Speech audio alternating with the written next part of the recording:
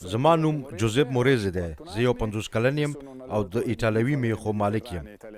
زما فارم سالرنو خلک ته نږدې د پونتیسګنانو فیانو ایالت کې دی. د میخو د پالنې ترڅنګ موږ د میخو د موزارلا کاروبار هم کوو. کورونا وایرس نه یوازې زموږ فکرونه او شعور ته ننوتی، بلکې زه اړوستم چې د خپل کاروبار لپاره لارې چارې ولټوم، ځکه چې موږ نشو کولی په داسې سخت حالات کې خپل تولیدات وپلورو.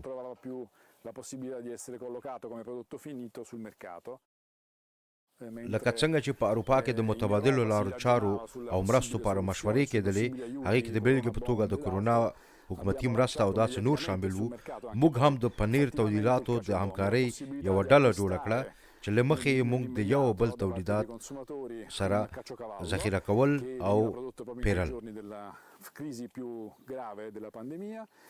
د دغه میکانیزم له برکته موږ ډیر ژر اقتصادي ملاتړ ترلاسه کړ او د تازه شیدو د منځتلو مخه مو ونیوله.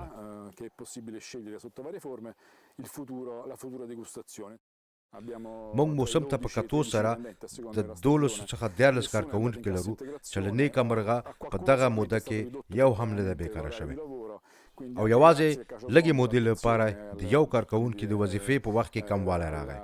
د پنیر خرڅوونکو ټولنې همکارانو د ځانګړې پاملرنې مننه او له هغوی هم مننه کوو چې زموږ غوښتنه یې ومنله او په دغه مشکل وخت کې زموږ لاسنیوی وکړ او موږ وکولی شو خپل تولیدات کنټرول کړو. له ډاکټرانو او روغتیا پالو څخه د مننې په پار موږ هم اقدام وکړ او د خپلو عوایدو 60% مو د ګوتوګون روغتون چې د کورونا وایرس پر وړاندې په لومړۍ کرښه کې مبارزه کوي ورکوو.